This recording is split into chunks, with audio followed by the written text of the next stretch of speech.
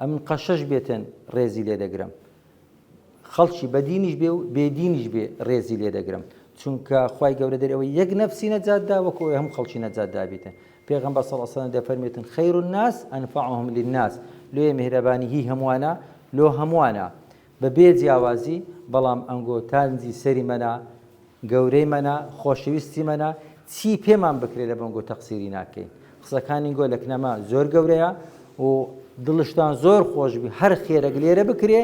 ئەنگۆ شەریکێن لەوانەیە لەکن بەشێک لەنگۆ کاتی خۆی مامۆستا بوویم تەڵەبە بوویمە و کە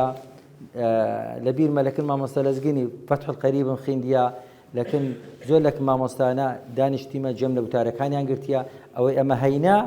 ئازاتی خۆمان نییە بەششی بەرهەمین گۆینە بەرهەمین گۆینە یعنی ئەوەی کە هەیە ئێستا کە وجودی هەیە ئەلەو خەستەخانەیەی لە هەر قوشبنەکی هەر نەفەرێکی ببینی ئەویش ڕنگدانەوەی قسەکانی گۆیە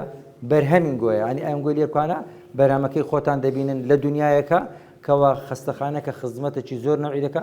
ڕۆژانە 1000 کەس پێی دێتەنە ئەو خەستەخانەی یعنی ئەو شەمی ڕابردوو 700 نەخۆشات چکەمە ئیحسایەمانە 700 نەخۆشات بۆ عیادەکان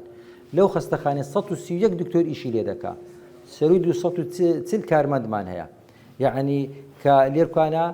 54 دکتۆری پسپۆری تێدایە لەناو ئەو خەستەخانەیە لۆیە کە دڵتان خۆش بیکەوە میهرەبانی وجودی هەیە ئینشاءالله لە هەموو شار و شارۆچکە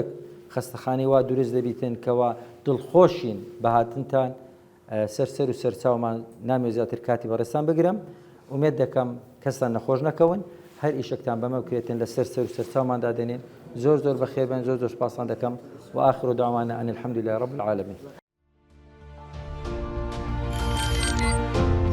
میهرەبانی دڵسۆزی و